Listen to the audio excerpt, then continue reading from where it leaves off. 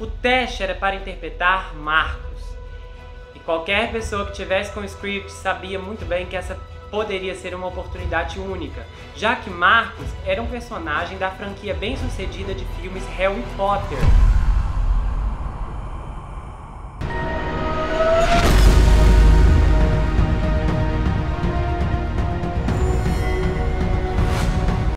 Pessoal, bem-vindos a esse canal, eu sou Gustavo Negreiro, seu psicanalista favorito, e hoje nós estamos em mais um episódio da série Na Mira, e o caso de hoje é muito interessante, principalmente porque a maior parte das pessoas nunca ouviu falar, então esse caso vai dar uma mexidinha com você. Se prepara porque hoje as emoções serão fortíssimas. Eu já quero aproveitar e fazer um aviso.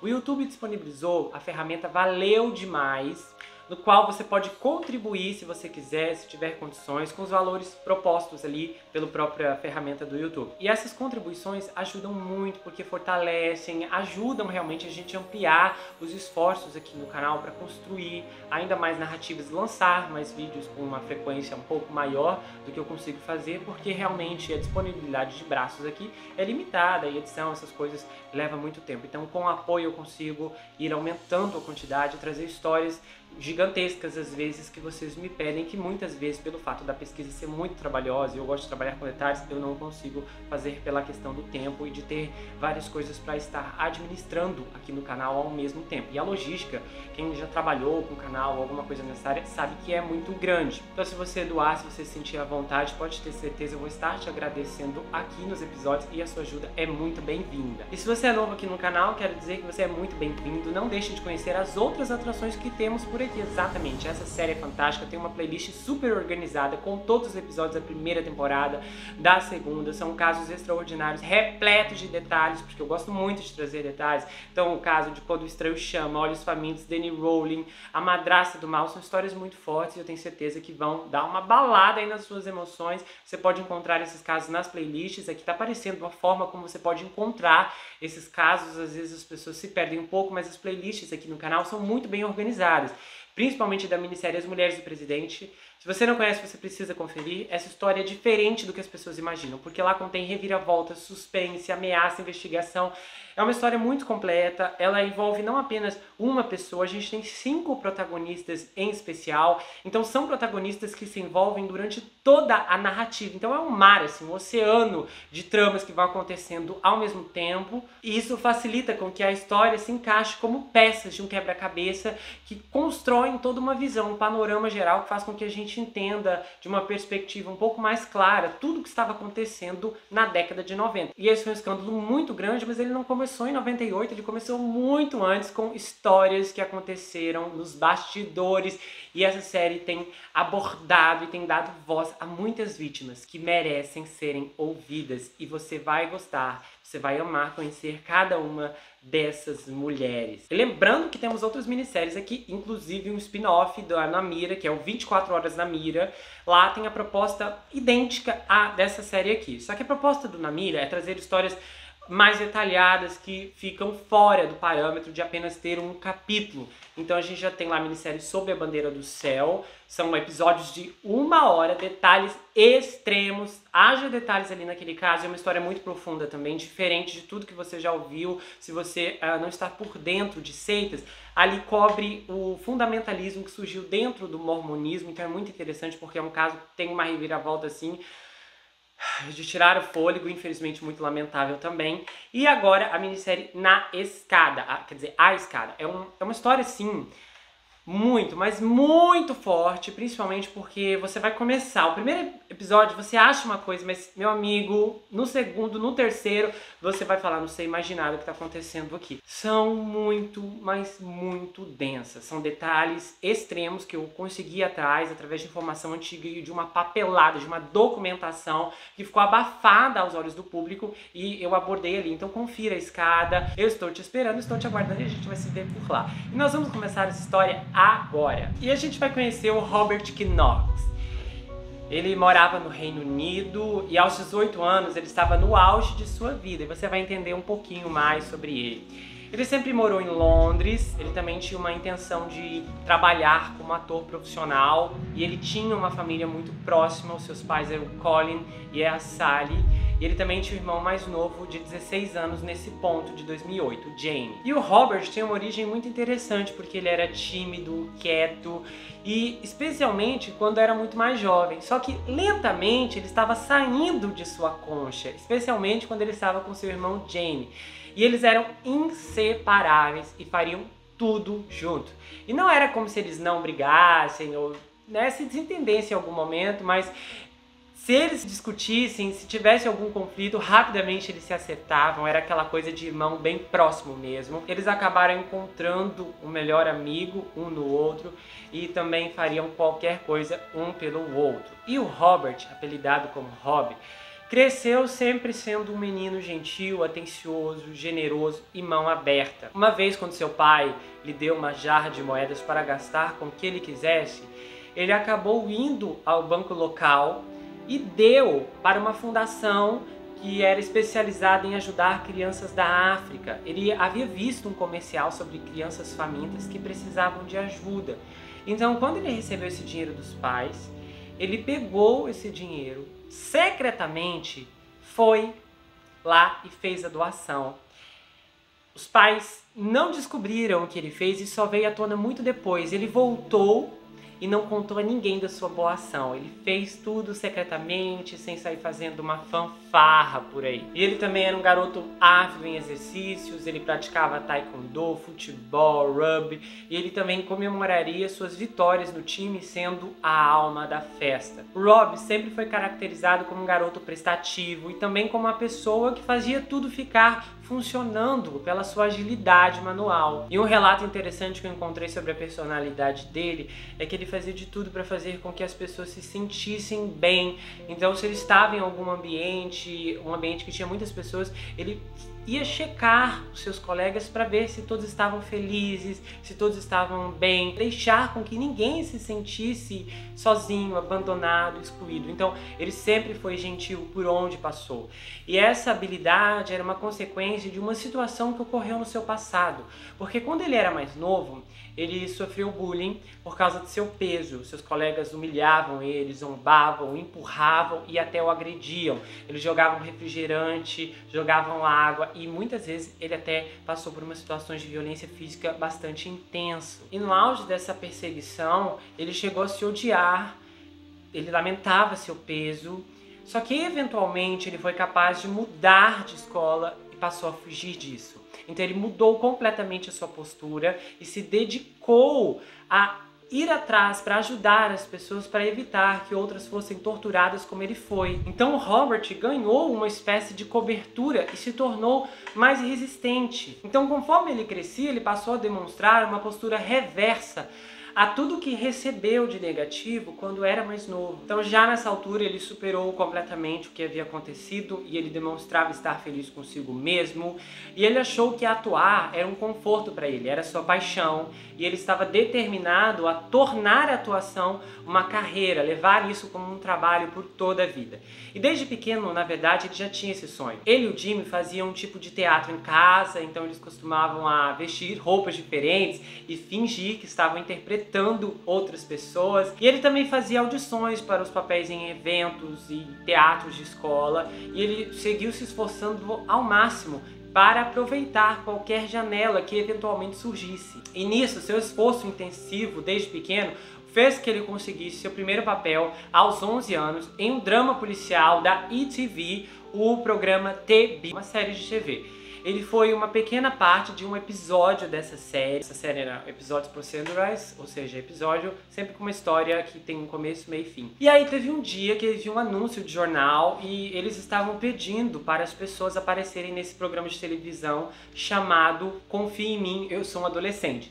E esse anúncio basicamente solicitavam às pessoas que se inscrevessem para que eles então fizessem audições e através disso escolheriam um vencedor. E novamente ele conseguiu um papel nessa produção, ele se destacou. Posteriormente, ele e seu irmão atuaram juntos no filme O Rei Arthur, de 2004.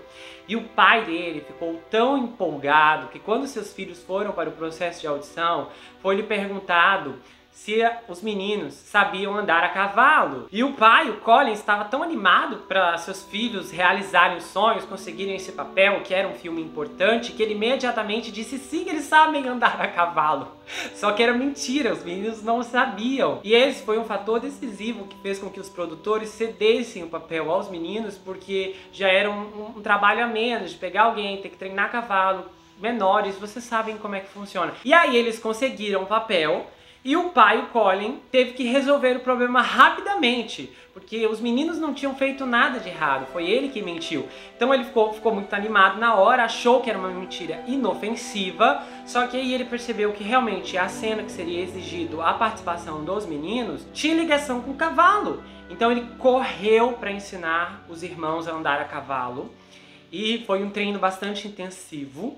E aí eles foram para o set e andaram a cavalo sem qualquer problema. O pessoal da produção nem desconfiou que os meninos haviam acabado de aprender a andar a cavalo. Esse filme custou 120 milhões de dólares, um orçamento bem poderoso, e arrecadou 203 milhões de dólares mundialmente. Interessante é que essa produção trouxe nomes que se destacariam no mercado americano posteriormente, como Clive Owen, Ian Gruffudd, Mads Mikkelsen, o Joe Edward e o Hugh Dancy. Só que, infelizmente, quando o filme foi ao ar, descobriu-se que a parte deles foi cortada.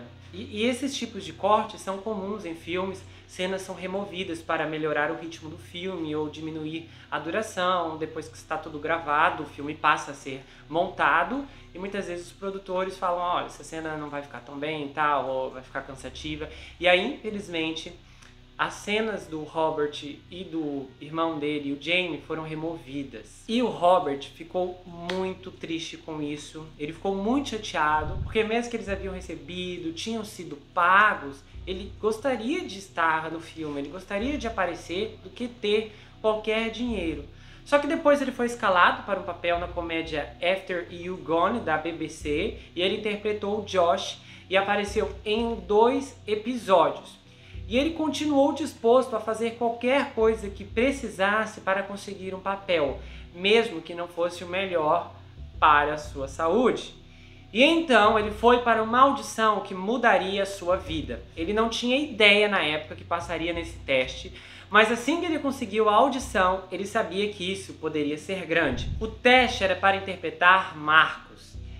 E qualquer pessoa que tivesse com o script sabia muito bem que essa poderia ser uma oportunidade única, já que Marcos era um personagem da franquia bem-sucedida de filmes Harry Potter. Harry Potter foi criado pela autora J.K. Rowling e teve sua história percorrendo 7 livros.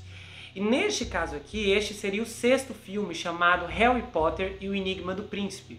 Originalmente, o papel do Marcos seria de outra pessoa, mas aí o diretor ficou encantado com o Robbie e destinou o papel a ele. E ele acabou cravando o papel com apenas 17 anos. Quando ele soube que está em Harry Potter, um filme que tem alcance mundial, ele saltou de felicidade e entrou até numa negação descontraída. Ele perguntava o tempo todo para o pai se isso era real, e o pai dizia: é filho, é real sim. O papel dele no filme é pequeno, eu ainda pesquisei bastante para ver quanto tempo ele aparecia e tal, mas ele realmente aparece numa cena em que alguns personagens estão jantando e ele passa a impressão de ser um pouco guloso. Mas ele tem uma fala contracenando com 2 das 3 principais estrelas do filme, o Daniel Radcliffe e a Emma Watson. Embora não fosse um personagem importante no filme, para o Robert foi impactante. E ele foi realmente informado pela equipe que ele teria que comer alguma coisa durante a cena. E eles disseram a ele: olha, você sabe que precisa manter um controle porque haverá muitas tomadas e não queremos que você fique muito cheio e incapaz de comer quando chegarmos ao fim. Mas o Robert foi com força total em tudo. Ele sabia que seu personagem deveria ser guloso, então ele precisava comer muito. E ele comeu desde a primeira cena até a última. Então naquela cena ali, da foto que está aparecendo para vocês, ele realmente ficou comendo várias e várias horas. Posteriormente à gravação, ele até ficou se sentindo mal e enjoado. Mas ele estava muito comprometido com o seu papel. A equipe, a produção do filme, gostou muito da atuação do Robert, gostou muito do esforço dele. E eles se afeiçoaram tanto a ele que foi oferecido um contrato para que ele retornasse à 7ª parcela, que seria Harry Potter e as Relíquias da Morte, parte 1. E isso é interessante, interessante porque no último livro o personagem dele não aparece, mas a incursão dele era algo que os produtores queriam por conta do talento dele, da iniciativa toda que ele teve ali durante o desenrolar das gravações. Os sonhos dele pareciam que estavam prestes a se realizar. Uma ponta pequena aqui, outra maior ali, e por aí vai, é sempre de ponta em ponta que algum ator consegue o seu grande papel. E parecia que um caminho para uma carreira estava se formando. Só que infelizmente esses sonhos seriam interrompidos para sempre. As filmagens desse filme haviam começado em 24 de setembro de 2007 e terminaram em 17 de maio de 2008. Robert já havia finalizado suas cenas e queria comemorar com seus amigos e com seu irmão de 17 anos, e nessa altura ele tinha 18. E eles decidiram ir a um dos pubs locais que sempre iam, se chamava Metro Bar. Como era um lugar que já frequentavam e todo mundo se conhecia, eles sabiam que poderiam se divertir, que seria tudo tranquilo. Porém, um rapaz chamado Carl Bishop, de 22 anos, veio ao bar, mas foi recusado, ele não pôde entrar por ter causado um incidente na semana anterior. E aí, quando a entrada do Carl foi bloqueada, ele passou a socar um homem do lado de fora e fugiu do local. Só que logo depois, ele retornou com 2 objetos cortantes. Nesse ponto, o Jamie, o irmão do Robert, estava esperando do lado de fora do Metro Bar e ele tentou intervir na confusão que o Carl começou ali na frente. E aí ele foi ameaçado, o Carl ameaça o Jamie. Esse incidente foi repassado pro Robert, pros amigos dele que estavam lá dentro. Eles vieram pra fora porque o Robert queria proteger seu irmão, já que neste ponto o Carl estava ameaçando esfaquear qualquer um que chegasse perto dele. Então o Nick Lee Jones, o amigo do Robert, fez uma ligação frenética para o 999, o serviço de emergência, e ele disse: olha, ele tem 2 facas, ele está balançando-as na minha cara, meu companheiro deu um soco nele mais cedo e agora ele desceu com 2 facas e tal. É uma ligação bastante confusa até. E ele finaliza: você precisa trazer um carro da polícia aqui agora, caso contrário vai acontecer uma tragédia. E aí logo depois disso, o Carl diz à multidão: quem vai fazer o meu dia? E aí ele pula para frente em direção ao grupo, mas principalmente em direção ao Robert. E aí um amigo do Robert, Andrew, tenta se defender, ele não ficou muito esclarecido, mas aí parece que ele tentou dar um soco, alguma coisa assim. E aí o Nick Jones tentou agarrar a mão do Carl, que estava segurando uma faca.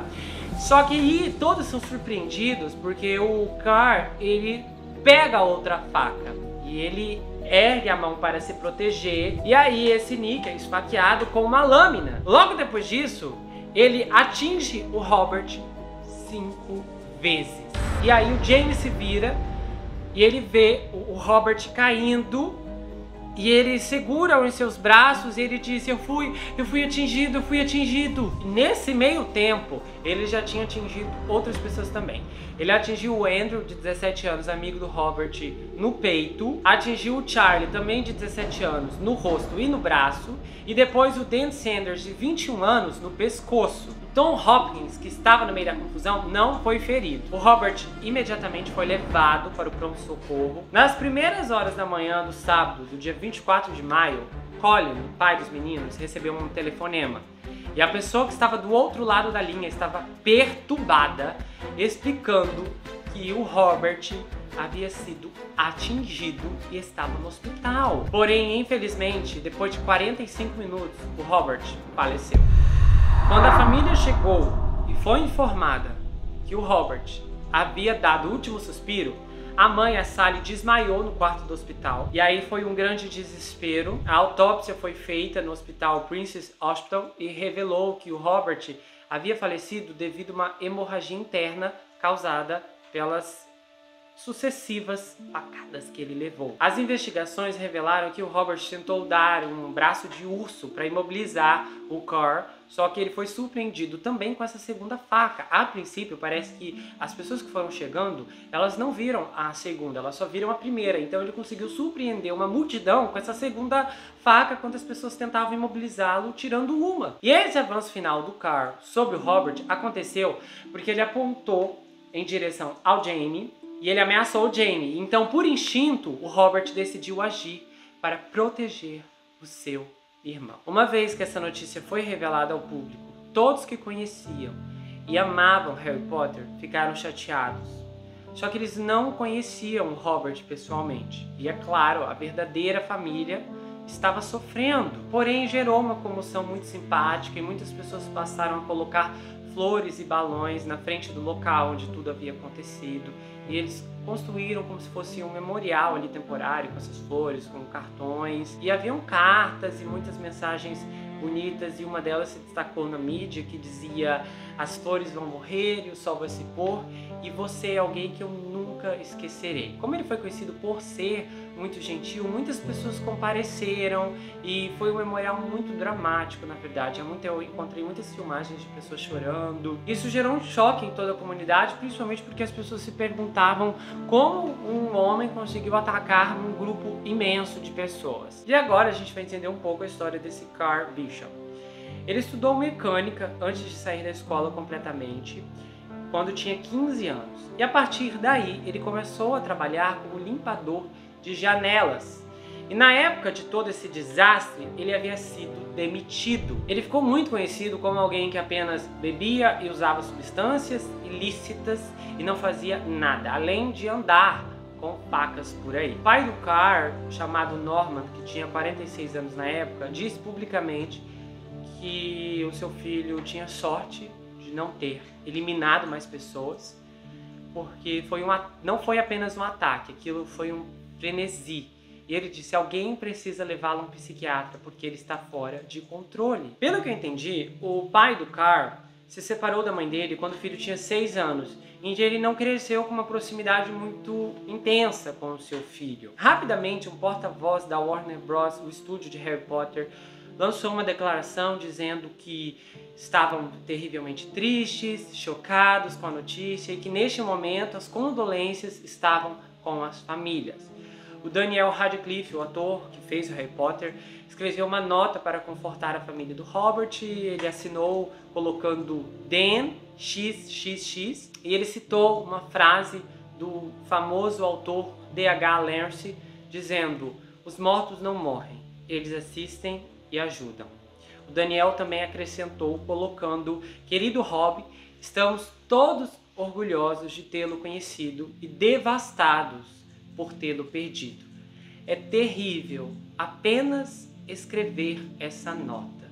Descanse em paz, Dan XXX. O Hubert Grint, que eu acho que é o segundo personagem de importância depois de Harry Potter, também escreveu uma nota dizendo: eu vou estar pensando em você e descanse em paz, companheiro. Pouco antes do funeral, os amigos do Robert foram até a família dele e disseram: olha, o Robert falava com frequência sobre o que ele iria querer caso falecesse. Ele dizia que sua vida era positiva e que ele queria que a sua morte fosse tratada da mesma forma. Então ele deixou explícito o que queria no seu funeral.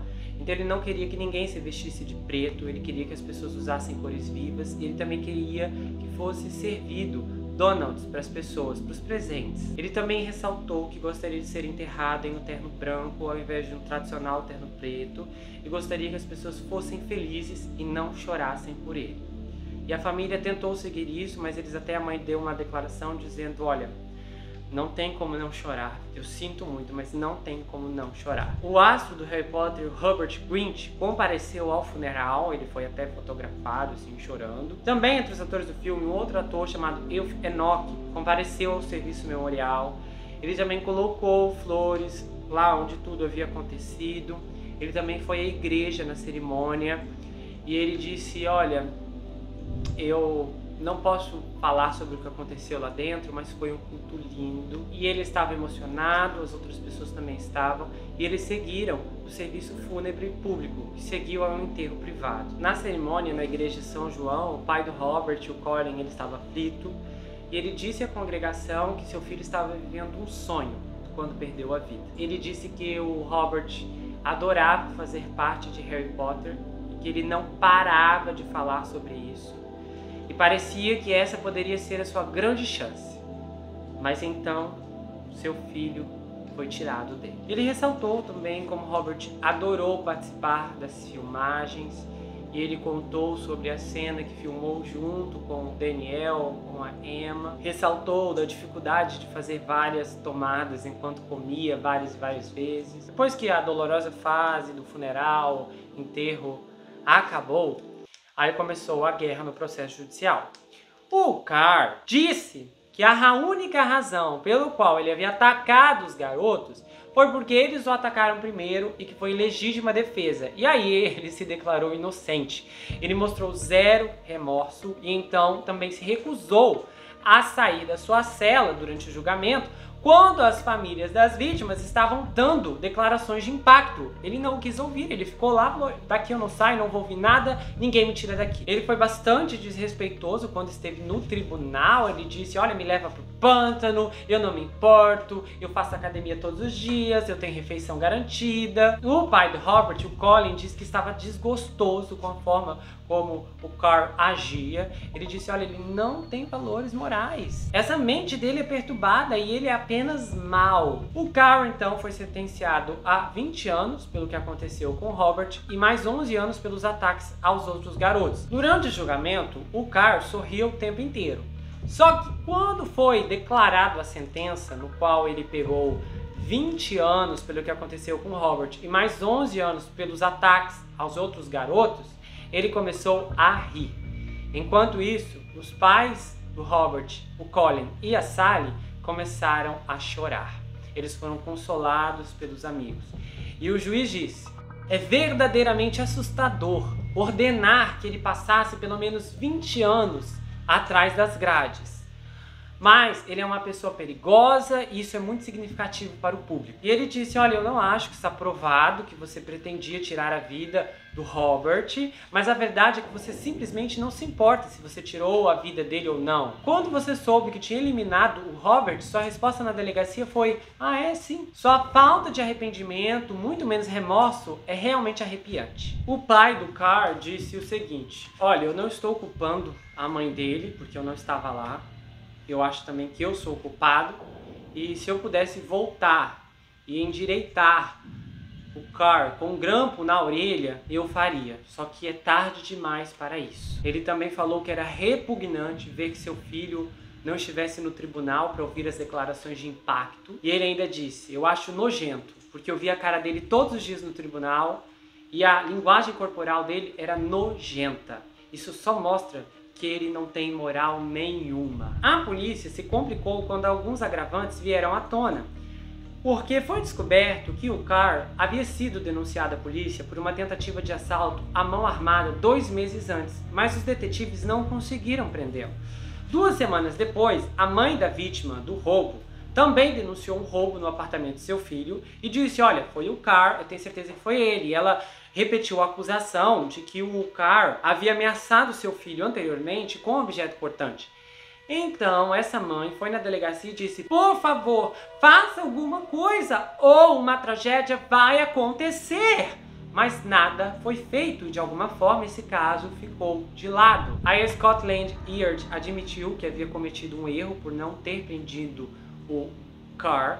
E eles também falaram que nós estamos levando nossos erros a sério e chamamos uma comissão independente de queixas da polícia para investigar. Como resultado disso, 2 policiais, um oficial e um sargento de Plasmid receberam advertências por escrito. A força policial também declarou em comunicado, lições foram aprendidas com o que aconteceu neste caso e medidas foram tomadas. Também veio à tona mais tarde que o Carl havia sido preso 4 anos antes, em 2005, por esfaquear 2 menores, mas ele foi libertado mais cedo, em março de 2007. E cavando mais a fundo ainda, informações posteriores surgiram relatando que o Carl conhecia um dos amigos do Robert e ele teve problema com esse amigo por alguma coisa e ele ameaçou. 1 semana antes de tudo acontecer, ele jurou vingança e ele disse, olha, pode ter certeza, alguém vai perder a vida. Você não sabe com quem está mexendo, porque eu já derrubei pessoas antes. Depois do julgamento do Carl, outro homem também estava sendo processado. E ele era Sharif Al-Mouner. Ele obteve as fotos do corpo do Robert que foram tiradas durante a autópsia. E ele estava tentando vendê-las para os tabloides. Aí ele se declarou culpado e foi condenado a 15 meses de prisão. E posteriormente descobriu-se que ele era um homem que a polícia estava procurando porque ele havia invadido a casa da cantora Rita Ora. E então, quando ele estava preso, a polícia descobriu que ele era o homem que eles estavam procurando anteriormente por ter invadido a casa da cantora Rita Ora, que havia roubado $200 mil em objetos de valor. Então, quando a polícia fez essa ligação, ele recebeu mais 5 anos de pena. Um pouco depois, o pai do Robert, o Colin, recebeu uma ligação que o deixou muito emocionado e o levou às lágrimas. As autoridades estavam notificando que em julho de 2008, o Robert iria receber o prêmio de bravura da polícia de Kent em uma cerimônia. Então, nesse caso, a família receberia o prêmio em seu nome. O Robert era uma das 65 pessoas do norte de Kent que estavam sendo reconhecidas por atos de bravura pelo superintendente-chefe da área. E essa medalha não tem a ver com a tragédia que tirou sua vida, mas sim com um evento que havia acontecido muito tempo antes. O Robert havia sido um dos 5 trabalhadores do Blairmont Shop Center, perto de Deptford, que ajudou a capturar 2 homens que haviam cometido assalto em Marks and Spencer. Então, no ano anterior, o Robert estava trabalhando numa loja do shopping e ele se juntou à polícia para perseguir os homens na floresta, nos terrenos do shopping. E eles pegaram esses 2 bandidos, que foram posteriormente condenados por danos corporais graves. O tio do Rob, John Knox, disse: olha, a gente está muito orgulhoso do Robert, isso era típico dele. Estava sempre tentando cuidar dos outros. A agente do Robert, Bonnie Sutherland, ela dirige a escola, ou dirigia a escola DIB School Performance Arts em Bromley. E ela disse que foi uma emoção muito grande quando Robert conseguiu o papel no filme do Harry Potter. E ela descreveu uma conversa que tinha tido com o diretor, porque o diretor disse a ela: olha, eu fiquei encantado com o papel dele.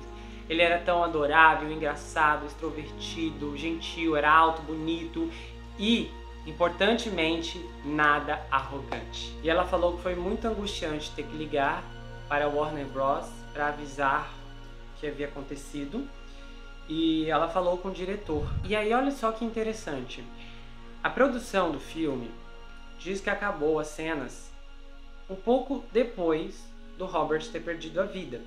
Porém, segundo a agente do Robert, quando ela falou com o diretor, eles haviam finalizado as gravações do filme na noite em que o Robert perdeu a vida. Harry Potter e o Enigma do Príncipe foi lançado no Reino Unido em 7 de julho de 2009 e o elenco e a equipe do novo filme do Harry Potter usaram fitas brancas em seus pulsos na estreia mundial do filme em Leicester, na Scare, em homenagem ao colega. O Daniel Radcliffe, que interpreta o Harry, disse que o que aconteceu com o Robert afetou todo o elenco. E ele disse: olha, eu não vou fingir que o conhecia incrivelmente bem, ou que eu era o seu melhor amigo do set, mas eu conhecia e gostei dele. E o que aconteceu com ele foi trágico e horrível. Nesse mesmo tapete vermelho de estreia, uma outra atriz do filme, Bonnie Wright, ela disse que essa homenagem visava mostrar solidariedade a todas as pessoas que perdiam a vida por causa de facas. O diretor David Yates, que também dirigiu o filme anterior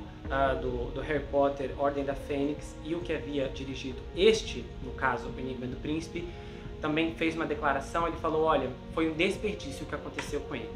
Você está cercado por jovens o dia todo que trazem um grande compromisso com o que fazem, e o Rob não foi diferente. Ele veio e queria fazer um trabalho brilhante e ele colocou seu coração e alma nisso, e você pensa que é um desperdício terrível. Os outros garotos que foram atingidos pelo Carr se recuperaram, porém Dan Sanders, de 21 anos, ele acabou tendo um ferimento um pouco mais severo. Como ele foi atingido no pescoço enquanto tentava se defender, ele sofreu danos permanentes na coluna, e o seu ferimento era tão profundo que os médicos temiam que tivesse danificado irreversivelmente sua medula espinhal. Porém, ele lutou para voltar à sua forma física e ele conseguia ficar de pé algum tempo depois sem ajuda, e até era capaz de dar alguns passos usando muletas. Um amigo da família do Dan disse: olha, todo mundo está surpreso com a maneira como o Dan está lutando de volta. E ele disse que aquela noite a perda do Rob vai deixar muitas cicatrizes, mas estamos muito felizes de ver que o Dan está vivo e com certeza o Rob ficaria orgulhoso dele, como todos nós estamos. Uma coisa muito triste também para a família, em parte, foi o lançamento do filme, porque a mãe disse que tudo que o Robert queria era pegar o seu terno e estar naquele tapete vermelho. A estreia, normalmente com esses filmes grandes, tem as estreias em tapetes vermelhos. E ela disse que era uma coisa que o Robert queria muito fazer. E aí uma fundação, Rob Knox, foi criada em memória dele para ajudar jovens e também na conscientização de combater violência com faca. Também teve um outro detalhe de conforto à família, que era o Paisley Film Festival, que foi posteriormente renomeado para Rob Knox Film Festival, em homenagem ao Robert.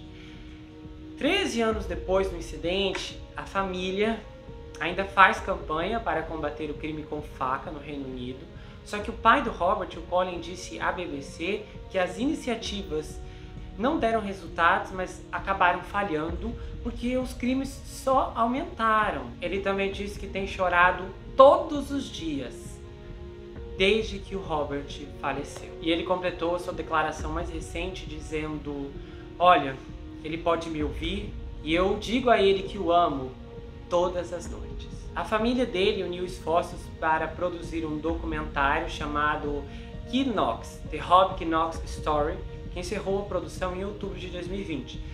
O filme está programado para apresentar entrevistas com familiares, amigos e membros da comunidade cinematográfica. Alguns dos atores do Harry Potter que participarão do documentário incluem o Tom Felton e Jim Broadbent, e então há toda uma construção de narrativa sobre a vida, o incidente e posteriormente eventos que transcreveram o tempo. Esse documentário percorreu no circuito de festivais e conquistou elogios, prêmios e também foi nomeado como melhor documentário no Festival Independente de Londres. A Youth Cult International embarcou no filme como produtora executiva e distribuidora mundial de televisão, para esse documentário que tem mais ou menos 1 hora de duração. Um dos objetivos do documentário é ressaltar a importância de combater crimes com objetos cortantes no Reino Unido. Eu vi o trailer desse documentário, procurei bastante material do documentário para ter uma noção, e ele ainda não foi lançado porque eles estão procurando uma plataforma que faça uma distribuição em larga escala. Então o irmão dele participa, inclusive o Jamie seguiu carreira como ator, e ele disse que a perda foi muito profunda, que o irmão dele era excepcional e que o relacionamento deles era muito íntimo. E agora, 14 anos depois do ocorrido, o Jamie, com então 31 anos, teve seu primeiro filho e ele registrou o bebê como Rory Robert Knox, em memória a seu falecido irmão. Ele escreveu sobre o nascimento em sua conta pública do Instagram, dizendo: Rory Robert Knox veio ao mundo e encheu meu coração e eu de Cat, a esposa, com todo o amor do universo. Então há fotos dela segurando o bebê, dele também com o bebê no colo, e ele e a família tentaram de todas as formas seguir a vida. Eu não costumo pegar esse tipo de caso aqui no canal, que normalmente as histórias têm um desenvolvimento, as coisas vão acontecendo e tal, a gente tem casos muito elaborados, e esse caso é aquele caso mais incisivo, envolvendo uma tragédia específica, sem uma grande trama que antecedeu, né, a pior parte da história. Mas eu achei esse caso muito emocional, porque são muitos relatos que falam muito bem do Robert. E é interessante aqui porque durante a minha pesquisa eu vi as fotos do pai, eu encontrei os relatos do pai, e realmente os pais dele ficaram muito abalados. Tentam manter o nome do filho vivo. Teve aí todo esse documentário, inclusive um documentário que parece ser muito bem feito. E é tão triste porque esse é um impacto difícil de realmente aceitar. Teve uma coisa que me chamou assim, a atenção, eu fiquei horrorizado com a declaração do juiz, que ele disse que era difícil de sentenciar alguém a 20 anos de prisão, assim. Francamente, eu não entendo como o juiz diz uma coisa dessa. Eu acho que se eu fosse membro da família, eu ia ficar ofendido com uma coisa dessa, do juiz dizer que estava se sentindo horrorizado de ter que condenar o culpado a 20 anos de prisão. Assim, não dá para entender como o juiz profere uma sentença dessa. Ainda bem que ele viu que o Carl não tinha remorso, coisa nenhuma, porque senão era capaz dele, 5 aninhos tá bom, você se resolve aí. Realmente não dá para entender esse tipo de justiça, um juiz que diz uma coisa dessa. Acho que faltou sensibilidade, faltou mais... Não dá pra entender o que essas pessoas pensam. Acham assim, cometer um crime, ele vai consertar a vida. Não vai consertar a vida, ele vai continuar cometendo crime se continuar solto. Essas histórias criminais, elas dão um aprendizado muito grande, porque eu mesmo mudei muito dos meus conceitos penais, jurídicos. Cada caso que eu acompanho, cada caso que eu faço aqui pra vocês, eu tendo a ficar mais rígido no conceito de punição, porque eu realmente acredito que as pessoas precisam ser punidas pelos seus crimes, pelas coisas horríveis que elas fazem. Eu peguei um caso que eu encontrei um comentário, foi assim, um caso horroroso, horroroso. O cara tirou a vida da moça sem a maior compaixão. Ele realmente... Não vou dar muito spoiler, porque eu não sei se esse caso já vai estar no ar ou não quando vocês estiverem assistindo esse vídeo, talvez não, dependendo aqui, mas eu não sei. De qualquer forma, esse monstro foi condenado a 28 anos de prisão. Aí nas minhas pesquisas eu encontrei um fórum comentando sobre esse caso, e aí eu encontrei uma pessoa que teve um comentário assim digno de destaque. Vocês não se comovem? Vocês acham que não é triste? Não acaba com a vida de uma pessoa, condená-la a 28 anos de prisão? Ele vai passar 28 anos na prisão. Olho por olho deixa a humanidade cega. Então assim, teve várias pessoas que responderam essa, assim, pessoas bem indignadas. Porque um comentário desse, você olha e pensa, a pessoa tem mais respeito, mais compaixão ao culpado do que a verdadeira vítima. Porque se a pessoa não é punida, ela acredita que ela poderá repetir aquilo sem ter qualquer consequência. A gente precisa desenvolver uma mentalidade de que certo é certo e errado é errado. A partir do momento que a pessoa comete uma atrocidade como essa, uma família inteira está arruinada. Esses pais vão perder a vida pensando no Robert. Vão perder a vida pensando no que ele poderia ter sido, onde ele estaria agora, será que ele alcançaria uma carreira consolidada, será que ele teria vários papéis? Esses pais vão ficar pensando nessa possibilidade, é uma tortura dia após dia. E então a gente vê pessoas que se comovem e a gente precisa entender por que isso. Parece que há um condicionamento social para que as pessoas se movam mais em favor dos criminosos do que das famílias das vítimas, que realmente não recebem esse tipo de apoio, que não recebem esse tipo de compaixão. A gente tem que se compadecer com as pessoas que foram afetadas, além da própria que levou a pior. Eu lembro de um caso aqui do canal, do Viajantes de Trem, Viajantes Clandestinos de Trem. Quem assistiu aquele caso sabe que o que acontece ali é horrível. Aquele garoto que saiu para viajar com as pessoas, ele decidiu se afastar daquele grupo quando percebeu que aquilo ali era roubada, e aí os membros ali dos clandestinos pisotearam ele até o último suspiro. E como a condenação, se eu não me engano, aconteceu na Califórnia, eles receberam uma pena bem branda, assim, ridícula. Eu lembro que eu vi um comentário da pessoa que ela disse que estava indignada pela minha opinião, porque pelo fato eu disse, olha, eu achei essa pena ridícula e essas pessoas deveriam ser condenadas há muito mais tempo. Principalmente porque eles fizeram acordos de 12, 13, 15 anos. Assim, você não tem paz de saber uma coisa dessa, que a pessoa já está solta por aí. E eu lembro de alguém que comentou assim, indignado, nossa, você deveria ter mais compaixão. Só que a minha compaixão, ela está destinada às vítimas, à família das vítimas. Eu lembro que nesse caso, o irmão desse garoto que foi a vítima, ele disse, olha, minha mãe nunca mais conseguiu se recuperar depois do que aconteceu com ele. Minha mãe não foi mais a mesma e só realmente quem está com ela sabe como foi que ela lidou com isso e se ela ainda está viva hoje, porque o sofrimento muitas vezes ele tira as pessoas antes do tempo. E esses movimentos que acontecem no mundo sempre perturbam a gente, porque esse caso ele é o quê? É um garoto novo, gentil, esforçado, com uma carreira promissora, e aí uma tragédia atinge o rapaz, e uma tragédia ridícula a princípio. E isso é muito complicado porque o aumento de violência aumenta os riscos e consequentemente o número de vítimas. E eu não sei se há alguém aqui entre nós que já perdeu alguém em um ataque aleatório, mas o sentimento deve ser muito angustiante para você que já viveu isso de perto.